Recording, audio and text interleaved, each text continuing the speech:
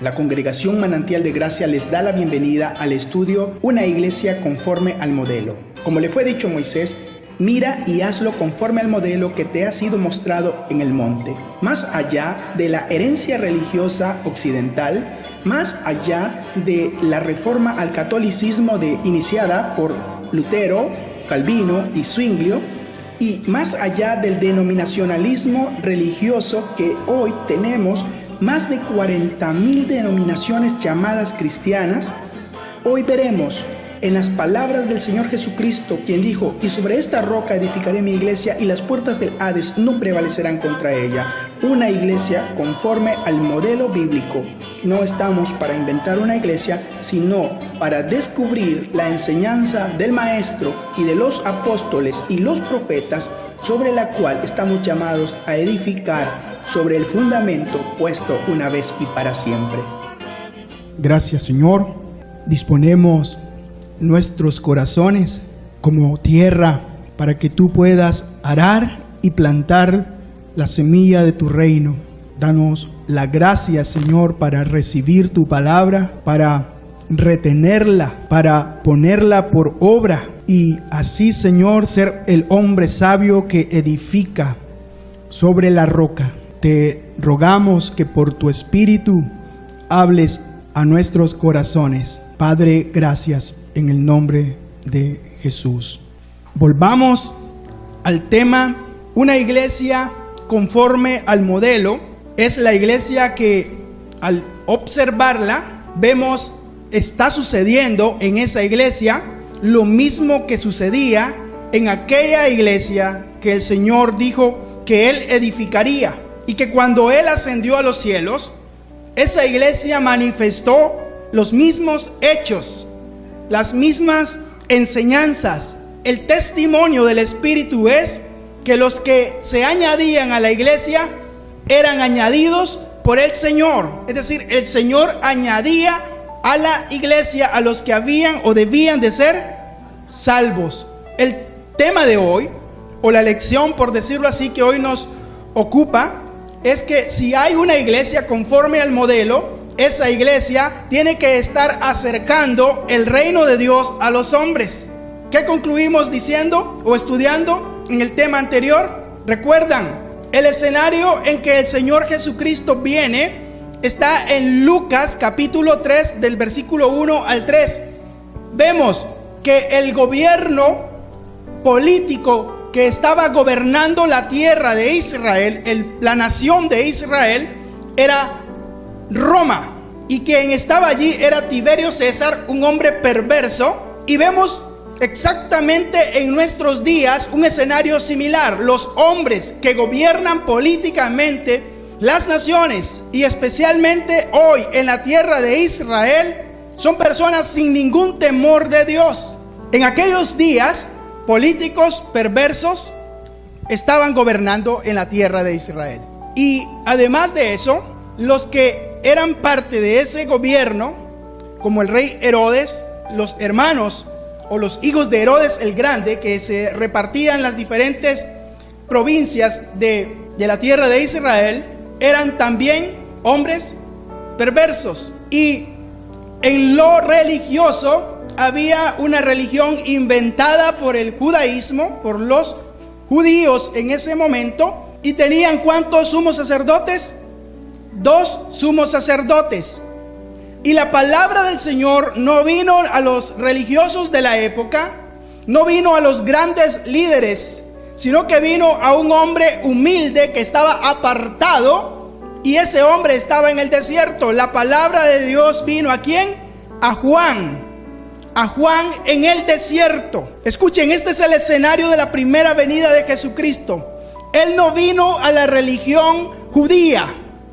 Él no vino a aquel pueblo que se llamaba su pueblo y que de hecho era su pueblo, pero en ese momento un pueblo apartado del Señor y que había creado su propia religión de acuerdo a sus propios preceptos, conceptos, prácticas, apartándose de Dios, apartándose del Señor, creando otra ley y un sistema religioso diferente. No era lo que Dios había hablado a su pueblo. No eran las instrucciones de Dios a su pueblo las que ese pueblo guardaba, sino como las palabras del Señor Jesucristo dicen en Mateo capítulo 15, ellos guardaban las tradiciones de sus padres, los takanot, es decir, los conceptos religiosos, las normas y leyes que ellos habían inventado.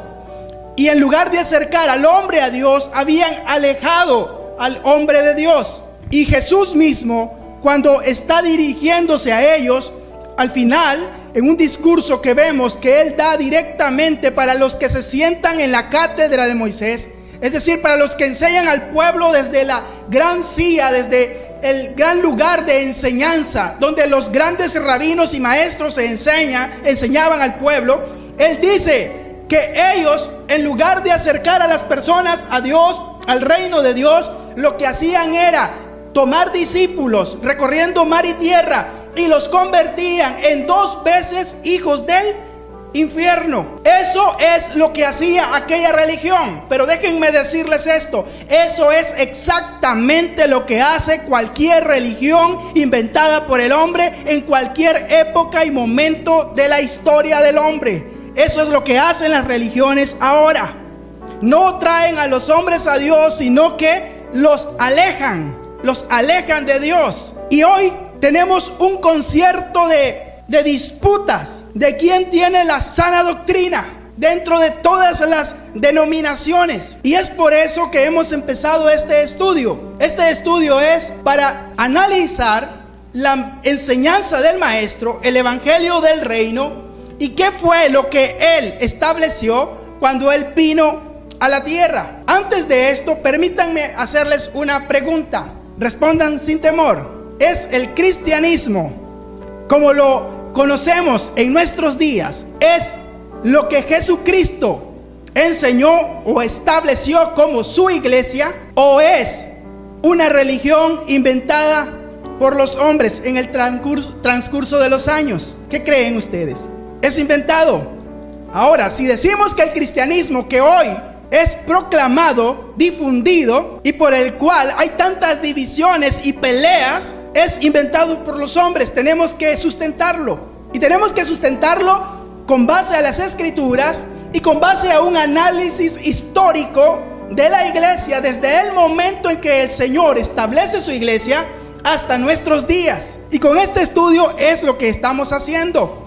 Y no pretendo yo decirle a cualquier hermano, no importa si es calvinista, si es presbiteriano, de los que vienen de Zwinglio o de cualquier movimiento, y ahora llámese los bautistas, llámese los pentecostales, llámese como se llame. No estoy diciendo que estos no son cristianos, no quiero decir eso, ¿entienden?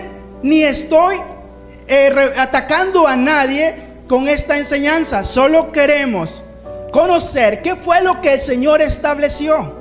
Y si lo que el Señor estableció es lo que hoy la iglesia, llámese cual sea, practica o enseña. Volvamos a los versículos que tenemos como referencia para este estudio, y empecemos por aquellos versículos que están en Éxodo capítulo 25, el versículo 40. Éxodo 25, 40. El Señor le dijo a Moisés: mira y hazlo conforme al modelo que te ha sido mostrado en el monte. Esta es una referencia citada por el Espíritu Santo y está en el libro de Hebreos capítulo 8, versículo 5. Dice: los cuales sirven a lo que es figura y sombra de las cosas celestiales, como se le advirtió a Moisés cuando iba a erigir el tabernáculo, diciéndole: mira, haz todas las cosas conforme al modelo que te ha sido mostrado en el monte. Dios no le dejó a Moisés la libertad de él decidir cómo se iba a hacer algo, ni grande ni pequeño, en el tabernáculo. Todo fue dispuesto según la voluntad de Dios, de acuerdo al propósito de Dios. Así lo hizo Moisés, e incluso los ayudantes de Moisés fueron hombres que recibieron el Espíritu Santo para que el Espíritu Santo en ellos los habilitara con la gracia para hacer las cosas según la voluntad perfecta de Dios. Ni Moisés ni los que trabajaron en la tienda llamada el tabernáculo hicieron nada según su voluntad, según su apreciación. Aquí lo que vemos es que Dios le manda a Moisés a hacer las cosas según lo que Él le ha mostrado, y el testimonio del Espíritu en el Nuevo Testamento, en el libro de Hebreos, es que Moisés lo hizo según lo que Dios le mostró. Moisés no construyó el tabernáculo pensando en cómo a él le gustaba o cómo él pensaba que sería mejor. Y si era difícil hacer un trabajo, tenía que hacerlo según el patrón divino. Cuando el Señor, a través del Espíritu Santo, por medio de Pablo, nos habla a nosotros como creyentes, en 1 Corintios capítulo 6 versículo 19, escuchen lo que dice: ¿O ignoráis que vuestro cuerpo es templo del Espíritu Santo, el cual está en vosotros, el cual tenéis de Dios, y que es de ustedes? ¿De quién es? No es de ustedes. ¿Es de quién? Del Espíritu Santo. Si aquel tabernáculo fue diseñado conforme a la voluntad perfecta de Dios, conforme al propósito perfecto de Dios, y nosotros, viviendo en este cuerpo, estamos llamados a ser el mismo templo del Señor, una morada del Espíritu Santo, la pregunta es: ¿también podemos vivir según nuestro parecer? ¿O necesitamos la voluntad de Dios revelada a nuestras vidas para obedecerla? Una vez más, regresamos al punto de partida. El pueblo de Israel sería un reino de sacerdotes, sería un especial tesoro, sería cabeza de naciones, sería una nación muy próspera y bendecida, y sería de bendición a otras naciones si oía y obedecía la palabra del Señor. Sí, Shema Israel, oír y obedecer. De lo contrario, Israel no podría cumplir con el propósito.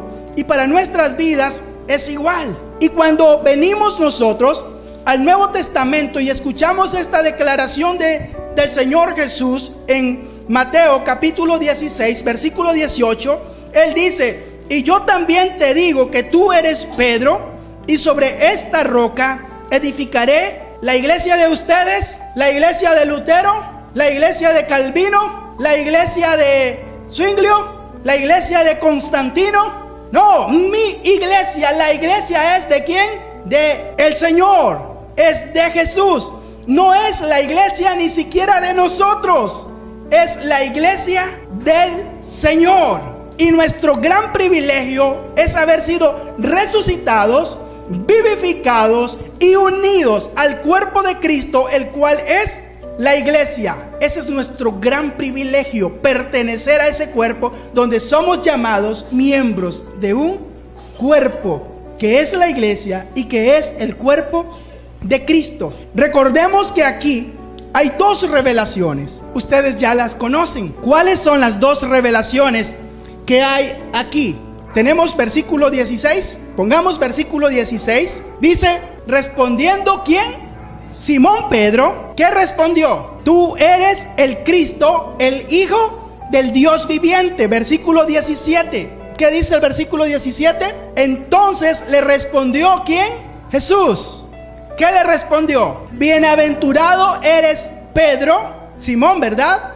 Hijo de Jonás. ¿Por qué? Porque has recibido una revelación directa de mi Padre. Esta es la primera revelación. Esto te lo ha revelado mi Padre. Pedro, has confesado quién soy yo, y lo has confesado no porque brotó de tu mente, ni de tu corazón, ni de tu experiencia, ni del que está a tu lado, ni de tu sistema religioso. ¿Sabes quién soy yo? Por una revelación directa de mi Padre. La revelación por la que tú sabes y has confesado quién soy yo es porque te ha llegado de mi Padre, y esto te hace bienaventurado.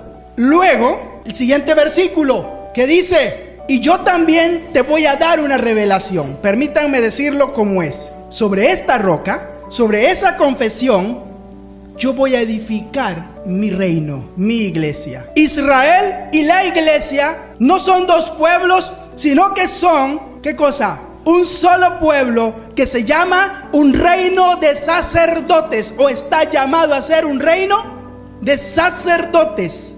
El gobierno de Dios en la tierra, un pueblo viviendo conforme a la voluntad de el Señor, del Padre. Entonces, la iglesia es el reino de Dios. A eso vino el Señor Jesús. Vino a edificar su iglesia. ¿Y cómo empieza su precursor? Juan el Bautista, recordemos: arrepentíos porque el reino de los cielos se ha acercado. ¿Qué se ha acercado a ustedes? ¿Una nueva religión? No, el reino de los cielos. Y cuando Jesús empieza su ministerio, ¿qué dijo?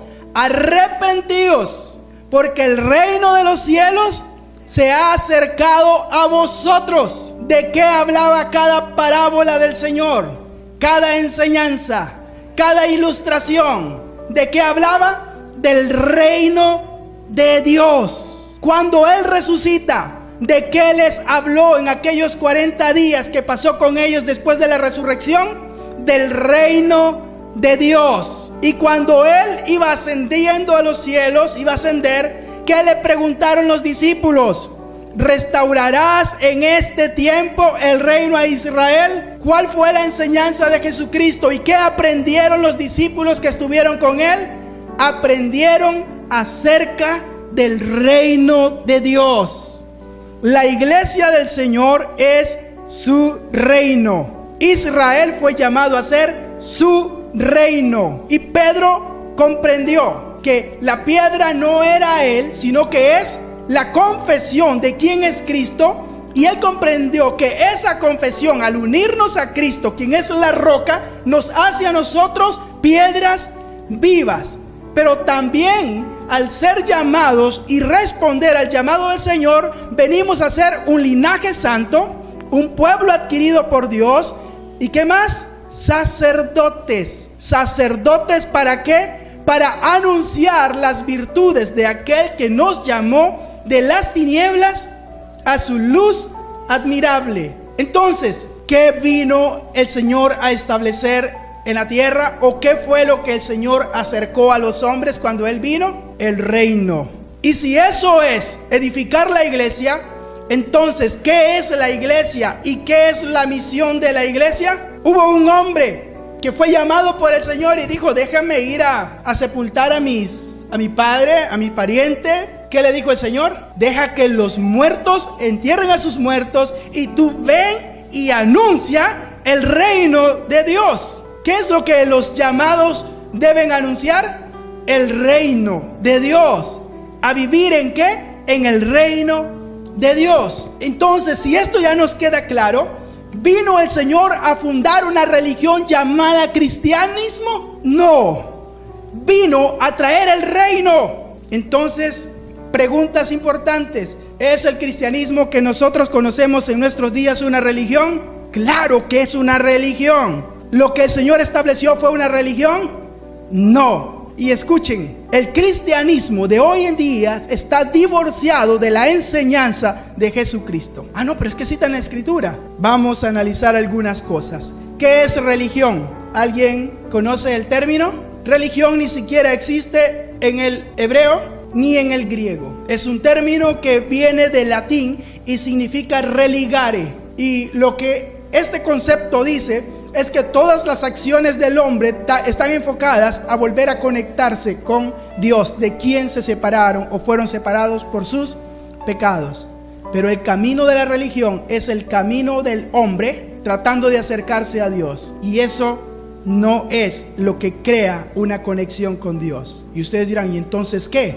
Lo que Jesús dijo: no me elegisteis vosotros a mí, sino que yo os elegí a vosotros y os he puesto para que vayáis y llevéis fruto, y que vuestro fruto permanezca. Ninguno puede venir a mí si el Padre que me envió no lo atrajere. ¿Y qué más dijo? Desligados de mí nada podéis hacer. Hay 7 características según un hombre que es uno de los que más ha estudiado los fenómenos religiosos, se llama Roger Bach, y él, cuando estudia los fenómenos religiosos, dice que las religiones, todas las religiones que hay, tienen 7 particularidades. ¿Cuáles son estas 7 particularidades? Y pregunten si cada credo de cada movimiento pentecostal, evangélico, de lo que sea, tiene estos. Primero, toda religión tiene un libro sagrado. Si es el Islam, ¿qué tiene? El Corán. El cristianismo, ¿qué tiene? Díganlo sin miedo, la Biblia tiene un libro sagrado. Además de eso, toda religión tiene un Mesías, tiene un Salvador. Algunos a través de la iluminación, otros a través del ascetismo, el castigo al cuerpo. Y así se salvan muchos, entre comillas, o en sus creencias. ¿Cómo se salvan los musulmanes? A través del homicidio, del suicidio. Así se salvan. Ahora, toda religión tiene un relato de la creación. Hasta los aztecas y los mayas tienen un relato de la creación. Es decir, todos tienen a un creador. Toda religión tiene también un relato de un diluvio universal. Hasta el Popol Vuh de los mayas registra un relato. También el Corán. Toda religión tiene intermediarios. Hoy es el pastor, es el profeta, es el apóstol. Si el apóstol no lo bendice, si el profeta no le profetiza, entonces la persona no está bien. Y hay muchos. Aquí me encontré a un hombre, a un taxista que fue hasta los Estados Unidos para que le profetizaran. Y después que le profetizaron, encontró esposa y le ha ido muy bien en la vida. ¿Ya saben cuál es el secreto? Búsquense a un profeta que les profetice el futuro que quieren. Otra característica es que toda religión habla de un sacrificio de sangre, hasta el satanismo, hasta la religión satánica. La otra es que toda religión tiene que tener un templo sagrado a donde ir y reunirse, hasta nosotros. Ahora, lo que hacemos entonces, ¿qué nos hace con todas estas prácticas que tenemos? ¿En qué nos convierte? En religiosos. ¿Cómo el cristianismo llegó a ser una religión? ¿Qué dicen ustedes? Si Jesucristo no estableció la religión como la conocemos nosotros, porque en realidad Él no estableció ni se unió a ninguna religión. Ahí estaban las grandes religiones, ahí estaban los fariseos, ahí estaban los esenios, ahí estaban hasta grupos de rebeldes, pero Él no viene ni a los celotes, que son religiosos políticos, no viene ni a los esenios, no viene ni a los fariseos, ni en sus diferentes ramificaciones, no viene a los saduceos, ni a las religiones de misterio que habían ya en esa época, ni reconoce a ninguna, ni va a sus templos, sino que Él va a las calles, va a los pueblos, va a las plazas, va a los lugares donde está la gente que nadie dentro de sus religiones quiere. Y a esa gente les acercó el reino de Dios. Déjenme decirles qué fue lo que el Señor estableció cuando Él vino. Estableció una comunidad de gente sencilla. Por eso Él dijo: bienaventurados los pobres en espíritu, porque de ellos es el reino de los cielos. Por eso Él declaró que la unción que el Padre le dio fue para anunciar el evangelio, las buenas nuevas. ¿A quién? A los pobres.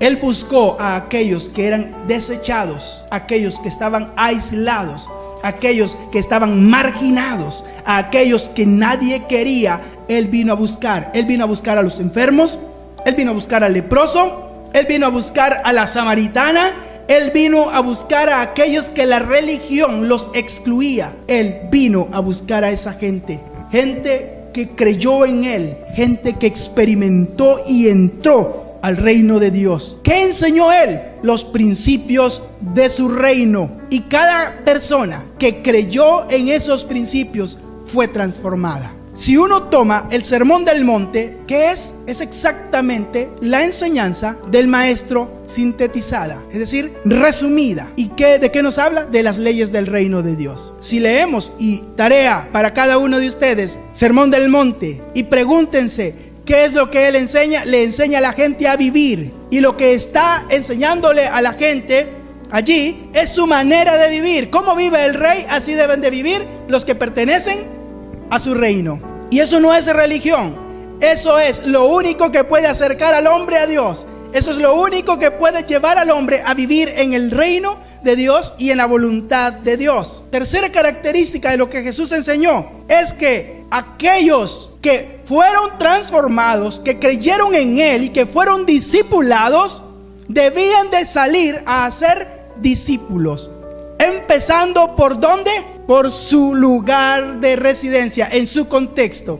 Pero recibiréis poder cuando haya venido sobre vosotros el Espíritu Santo. Eso está en Hechos capítulo 1 versículo 8. ¿Y qué va a pasar? Y me seréis testigos. ¿En dónde? Aquí mismo, donde todo mundo los conoce, donde fracasaron, donde me negaron, donde huyeron, donde me abandonaron cuando yo fui encarcelado, cuando fui torturado. Aquí donde los conocen, ahí empiecen, en sus casas, con sus vecinos. Allí empiecen, ¿a qué? A ser mis testigos. El mensaje más importante no es el que se habla, sino el que se muestra. Y por eso Él les estaba enseñando cómo vivir en el reino, para que los que vean cómo se vive en el reino puedan identificar al Maestro en sus vidas. Y así vivían en el inicio, en Hechos, cuando veían a Pedro y a los demás, que decían: estos verdaderamente estuvieron con Él. Los identificaban no por lo que hablaban, sino por su conducta, por sus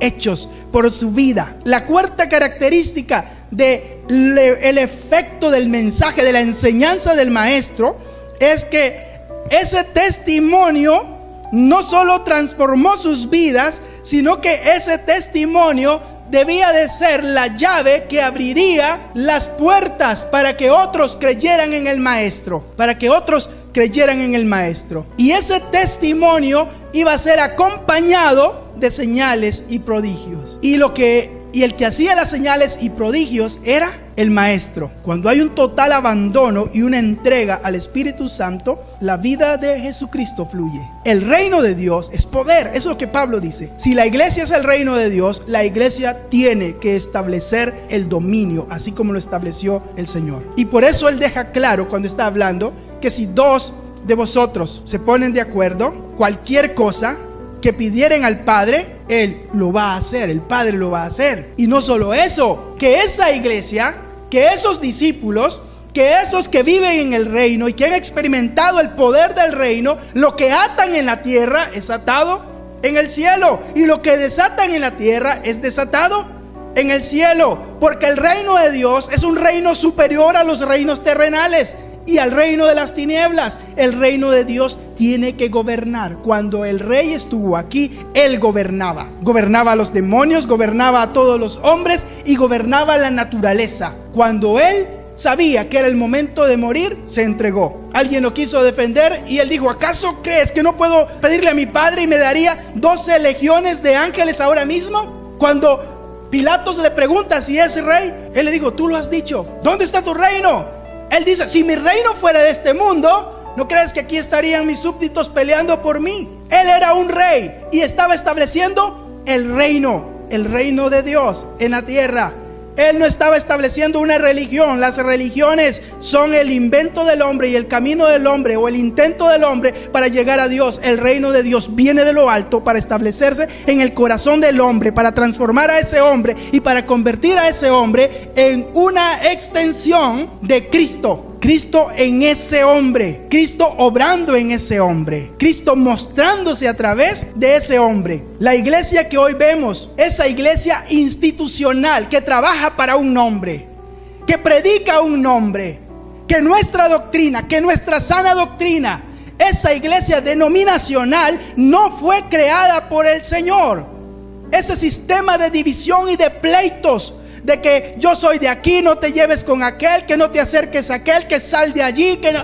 Ese sistema no fue establecido por el Señor. El Señor acerca a los hombres al reino de Dios, a una relación. Por eso Él dijo: yo soy el camino, la verdad y la vida, y nadie va al Padre sino a través de mí, porque no hay otro mediador entre Dios y los hombres sino Jesucristo hombre, porque no hay salvación en otro nombre sino en el nombre de Jesús, porque no le ha sido dado a los hombres otro nombre en el cual puedan ser salvos, sino en el nombre de Jesús. La enseñanza de Jesucristo no tiene nada que ver con esos mensajes de dame tu dinero, siembra aquí, deposítame tanto a mi cuenta y Dios te va a sanar, te voy a profetizar, te voy a bendecir. Eso es pura basura inventada por los hombres. No es el evangelio del reino. Eso no es el evangelio del reino. Ni siquiera esos desmayos espirituales. ¿Quién se desmayó espiritualmente cuando el Señor lo tocó? ¿Se imaginan? El leproso revolcándose porque el Señor le puso la mano. No, esos son puros inventos, cosas que a través de los años han venido inventándose. Los apóstoles y discípulos lograron entender perfectamente la enseñanza del maestro, y esa enseñanza del maestro es acerca de su reino, la verdad en que ellos vivían. Hechos capítulo 2 versículo 42. Esto es la verdadera iglesia, aquella que se reunía, no se reunía en grandes templos. Hoy las iglesias están buscando cómo tener el mejor templo, y yo les voy a decir esto: cualquiera que aporte dinero aquí lo va a aportar para el templo verdadero del Señor, que son hombres que entran al reino de Dios, que son mujeres que entran al reino de Dios. No vamos a edificar un gran edificio, no vamos a gastar plata en un templo hecho de manos donde Dios no habita. Todo el esfuerzo será en el templo verdadero del Señor, que son vidas rescatadas y redimidas. Es así como se hace tesoros en el cielo. Cuando se le da a un pequeño, cuando se le da a una viuda, cuando se le da a un huérfano. Y cualquiera que tiene a Cristo en su vida, si no busca cómo llegar a una de estas personas, tú solo tienes una religión. Si no sacas de lo que tú tienes, de lo que has recibido, para bendecir a estas personas, es probable que Cristo no esté en ti. Porque es inevitable que Cristo, quien dijo que Él es padre de viudas, que es padre de huérfanos, no lo haga. Pero vean cómo vivía esta iglesia. Y perseveraban en la doctrina ¿de quién? De los apóstoles. ¿Y cuál era la doctrina de los apóstoles? Era la enseñanza del maestro. ¿Y qué hacían? Porque tenían esa enseñanza del maestro, esa doctrina del maestro, ellos tenían comunión los unos con los otros y el partimiento del pan, y oraban juntos. ¿Y saben dónde? En las casas. Durante 3 siglos, aquellos apóstoles que estuvieron con el maestro y el mismo maestro nunca edificaron un edificio. Nunca, jamás edificaron un edificio. Se imaginan a Jesús diciendo: no, ese templo es cueva de ladrones, así que vamos a recoger una buena ofrenda y vamos a hacer un verdadero templo donde mi Padre sea honrado. ¿Lo hizo? No, porque Él no vino a establecer su reino en cosas materiales, sino en templos espirituales, que son vidas rescatadas, redimidas. El reino de Dios no se edifica en monumentos, no se edifica en edificios. El reino de Dios se edifica en corazones. ¿Lo entendemos? Ellos aprendían la enseñanza del maestro y vivían la enseñanza del maestro. Los recursos que llegaban no eran para hacerse rico ni para decir: Dios me ha bendecido, ahora tengo una enorme casa, ahora conduzco este auto. No.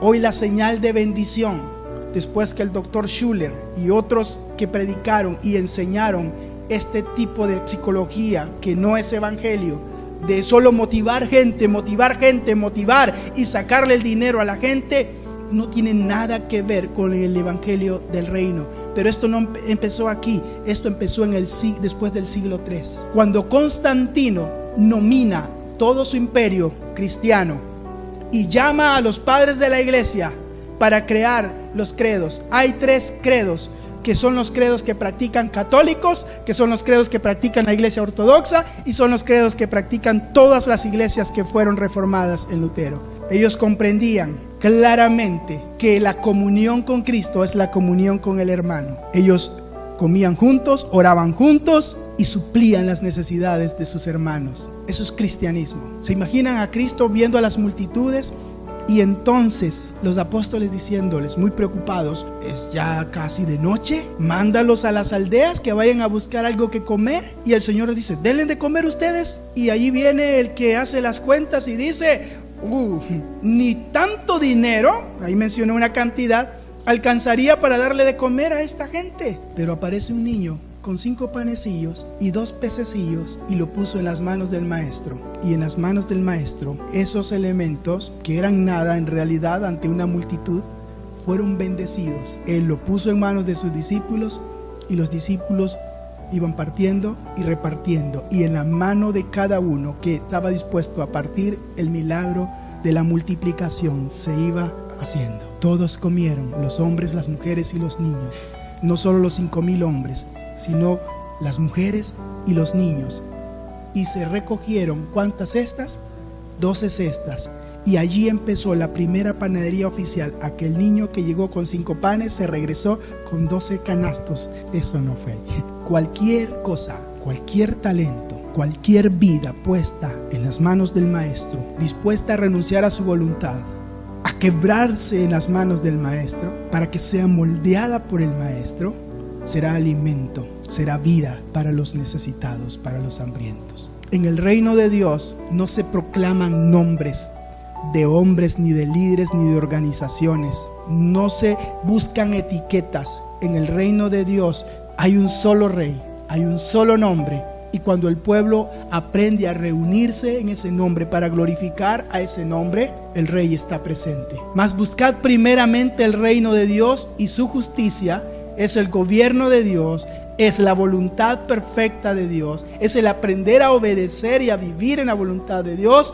Eso es lo que trae al rey. Una asamblea que se reúne en el nombre del Señor marcará la diferencia. Y los que se reúnen allí podrán ver la diferencia, la transformación en sus vidas. Porque es imposible que el Señor venga a un lugar, toque un corazón y ese corazón no sea cambiado. Una verdadera iglesia es la que renuncia a cualquier motivación egoísta y de vanagloria para dar total lugar al maestro, para que él sea quien trabaje. Y cualquier logro, hay que decir como Pedro, ¿por qué me ven a mí? ¿Por qué nos ven a nosotros? ¿Acaso fue por nuestra poder o virtud que este hombre fue sanado? El Dios de Abraham, de Isaac, de Jacob, Él ha honrado a Jesucristo, su Hijo, por mano del cual este hombre hoy ha sido sanado. Bienvenidos al reino de Dios. No vamos a trabajar para un hombre. Y este es el puente para pasar de lo que fue, lo que el Señor estableció, para que analicemos lo que ha pasado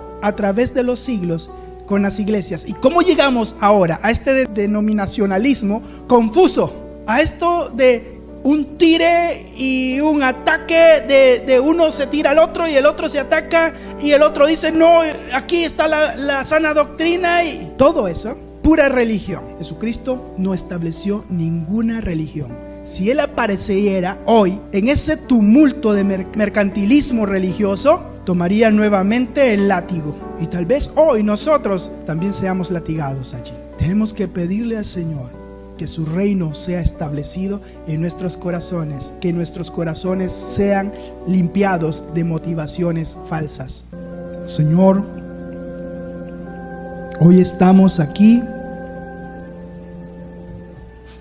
porque tú nos vistes antes y determinaste que nuestras vidas sean tu morada, sean tu templo, un templo que esté lleno de tu vida, de tu presencia, de tu gloria, un templo que hable de tu bondad, de tu grandeza, de tu belleza, de tu misericordia, una vida que testifique de lo que tú eres capaz de hacer cuando tomas a una vida y la transformas. Haz que nuestras vidas sean un mensaje que proclamen tu gloria, tu grandeza, tu maravilla, Señor, tu amor, ese fruto del Espíritu. que muestra una nueva persona, una nueva criatura, que muestra tu carácter. Gracias, Señor, por llamarnos. Amén.